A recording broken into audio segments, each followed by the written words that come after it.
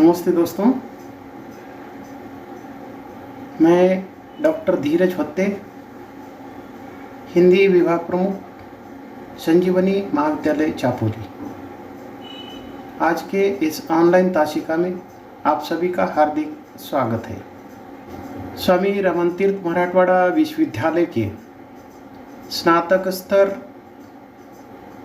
हिंदी पदवी पाठ्यक्रम के अंतर्गत बीए तृतीय वर्ष का हिंदी का जो पाठ्यक्रम है, हम छठे सत्र के अंतर्गत ये जो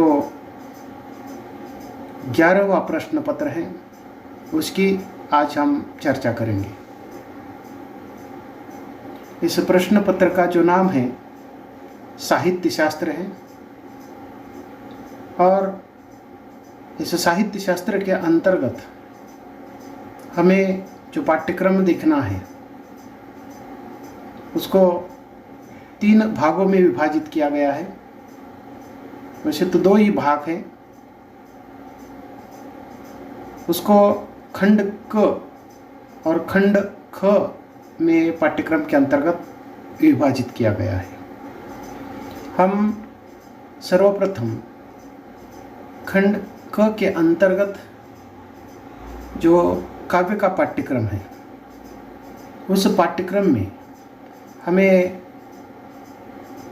क्या देखना है, कौन से विषय हैं, तो उसकी चर्चा करते हैं। तो खंड क के अंतर्गत यानी कि काव्य के अंतर्गत हमें 4 अलग अलग विषयों का अध्ययन करना है।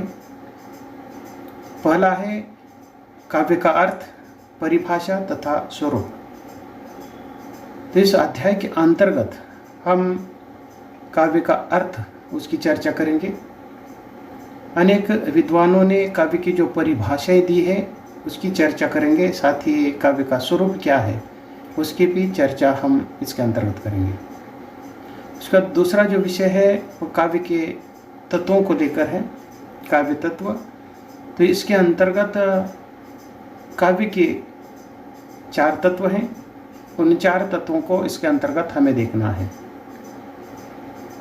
भाव तत्व, बुद्धि तत्व, कल्पना तत्व और शैली तत्व। तो इन 4 तत्वों को इसके अंतर्गत हमें देखना है।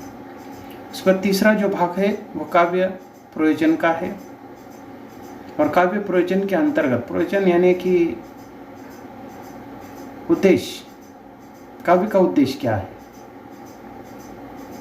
तो इस अध्याय के अंतर्गत संस्कृत से लेकर आज तक अनेक विद्वानों ने काव्य के अलग अलग प्रयोजन बताए हैं। उनमें से जो प्रमुख है उन प्रमुख प्रयोजनों की चर्चा करेंगे। उसमें भारतीय और पाश्चात्य विद्वानों के महत्वपूर्ण और चर्चित जो प्रयोजन है उसकी चर्चा हम तीसरे अध्याय के अंतर्गत काव्य प्रयोजन में करेंगे।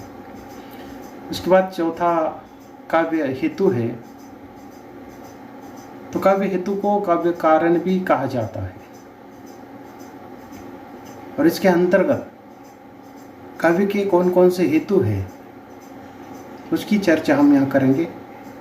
विद्वानों में हेतुओं को लेकर एक मत नहीं है, कुछ ने 3 कुछ ने 4। तो इस प्रकार अलग अलग जो हेतुओं का उल्लेख किया है तो उसकी चर्चा हम काव्य हेतु या काव्य कारण के अंतर्गत हम देखेंगे। उसके बाद खंड ख में जो पहला भाग है वो शब्द शक्ति का है। शब्द शक्ति के अंतर्गत पाठ्यक्रम के अनुसार हमें सर्वप्रथम शब्द शक्ति का अर्थ, उसकी परिभाषा और उसका स्वरूप देखना है। शब्द शक्ति किसे कहते हैं, उसका अर्थ क्या है, उसकी परिभाषा और उसका स्वरूप पर चर्चा करेंगे। इसी के अंतर्गत हम जो दूसरा भाग है वह शब्द शक्ति के भेदों को लेकर है। हम जानते हैं कि शब्द शक्ति के 3 भेद हैं, अभिधा शब्द शक्ति, लक्षणा शब्द शक्ति और व्यंजना शब्द शक्ति। तो इन 3 शब्द शक्तियों की चर्चा हम इसके अंतर्गत करेंगे। उसके बाद खंड ख के अंतर्गत जो दूसरा भाग है उसमें आलोचना है और आलोचना के अंतर्गत केवल दो मुद्दों को लेकर, दो बातों को लेकर ही चर्चा करनी है। पाठ्यक्रम के अनुसार आलोचना के अंतर्गत हम आलोचना की परिभाषा और उसका स्वरूप देखेंगे और उसके बाद आलोचक के गुणों पर हम चर्चा करेंगे। तो इस प्रकार ये जो साहित्य शास्त्र का जो प्रश्न पत्र है 11वां, इसके अंतर्गत काव्य, काव्य का अर्थ, उसकी परिभाषा, स्वरूप, काव्य की तत्व, काव्य का प्रयोजन, काव्य हेतु, दूसरे खंड के अंतर्गत शब्द शक्ति में शब्द शक्ति का अर्थ, परिभाषा, स्वरूप, शब्द शक्ति के भेद जिसके अंतर्गत अभिधा, लक्षणा और व्यंजना, और खंड ख के अंतर्गत जो दूसरा भाग है आलोचना का, उसकी परिभाषा, स्वरूप और आलोचक के गुणों को हमें देखना है। ये जो साहित्य शास्त्र का ये जो 11वां प्रश्न पत्र है, तो इस प्रश्न पत्र का उद्देश्य क्या है, उसका महत्व क्या है, उसकी भी चर्चा होना आवश्यक है। जब हम साहित्य शास्त्र के उद्देश्य की बात करते हैं तो सबसे पहला जो उद्देश्य है साहित्य शास्त्र का शास्त्रीय पद्धति से अध्ययन, इसके अंतर्गत हमें करना है। यानी कि साहित्य क्या है उसका शास्त्रीय पद्धति से अध्ययन इस प्रश्न पत्र में होगा। दूसरा जो उद्देश्य है साहित्य शास्त्र के महत्व को प्रतिपादित करना है, उसका महत्व क्या है उसको भी हमें देखना है।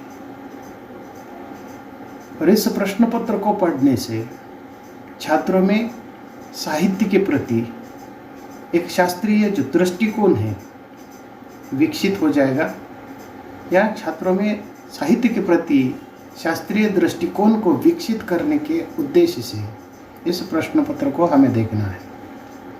उसके साथ ही शब्द और अर्थ के संबंधों को भी समझना है। शब्द क्या है और उसका अर्थ, इन दोनों को जब हम काव्य की परिभाषा को देखेंगे, काव्य का स्वरूप या उसके जो प्रयोजन है, हेतु है, उसकी जब हम चर्चा करेंगे तो शब्द और अर्थ का महत्व क्या है, एक दूसरे का संबंध किस प्रकार का है, उसकी चर्चा हम इस प्रश्न पत्र के माध्यम से करेंगे। तो इस प्रकार साहित्य शास्त्र को पढ़ने से एक प्रकार की शास्त्रीय जो पद्धति है उसका अध्ययन होगा। साहित्य शास्त्र के महत्व का प्रतिपादन हम इसके अंतर्गत करेंगे। हमारे मन में एक प्रकार का जो शास्त्रीय दृष्टिकोण है वह विकसित होगा और शब्द और अर्थ को समझने में एक जो दिशा है हमें इस प्रश्न पत्र को पढ़ने से मिलेगी। जब हम इस प्रश्न पत्र के महत्व को देखते हैं, इसका महत्व क्या है, तो शिक्षा ज्ञान वर्धन का साधन है, सांस्कृतिक जीवन का माध्यम है। हम जानते हैं कि शिक्षा के माध्यम से ज्ञान का वर्धन होता है, ज्ञान में वृद्धि होती है, और ये जो शिक्षा है एक साधन है ज्ञान वृद्धि का, जिसके माध्यम से हमारे जीवन में जो सांस्कृतिक जीवन है वह विस्तृत हो जाएगा।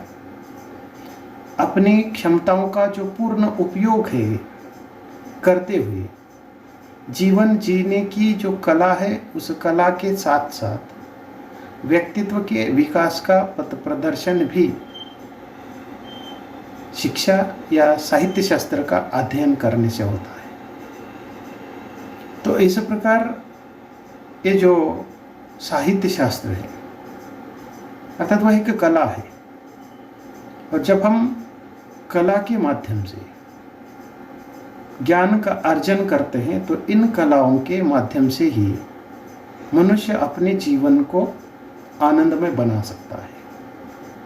तो इस प्रकार मनुष्य को अपने जीवन को आनंदमय बनाने के लिए कला की आवश्यकता है, साहित्य की आवश्यकता है, ज्ञान की आवश्यकता है। तो इस प्रकार इस कला के माध्यम से ही मनुष्य अपने जीवन को आनंदमय बनाता है। आज हम देखते हैं कि ये जो आधुनिक तकनीकी है उसको हम आधुनिक तकनीक युग कहते हैं, और इस आधुनिक तकनीकी युग में साहित्य की शास्त्रीयता मनुष्य जीवन का एकमात्र आधार सिद्ध होती है।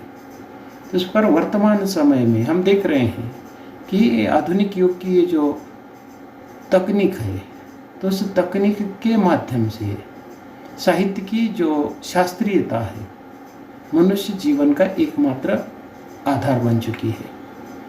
समग्र दृष्टि से हम साहित्य का शास्त्रीय दृष्टिकोण से अध्ययन करना आवश्यक समझते हैं या आवश्यक मानते हैं।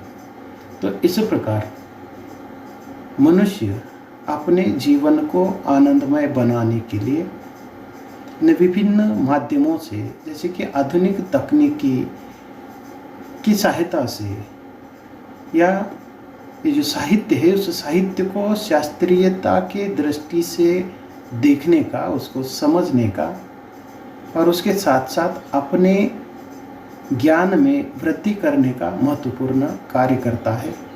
तो इस प्रकार कलाओं के माध्यम से ही मनुष्य अपने जीवन को आनंदमय बना सकता है, और इस प्रकार मनुष्य को अपने जीवन को आनंदमय बनाने के लिए इस प्रकार के कलाओं का ज्ञान अर्जित करना आवश्यक हो जाता है।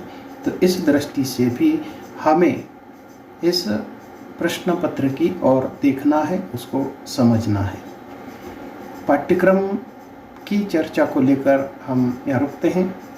इसकी अगली ताशिका में हम साहित्य शास्त्र के अंतर्गत कला का अर्थ, उसकी परिभाषा और स्वरूप की चर्चा को लेकर दूसरे ताशिका में हम उपस्थित होते हैं। धन्यवाद।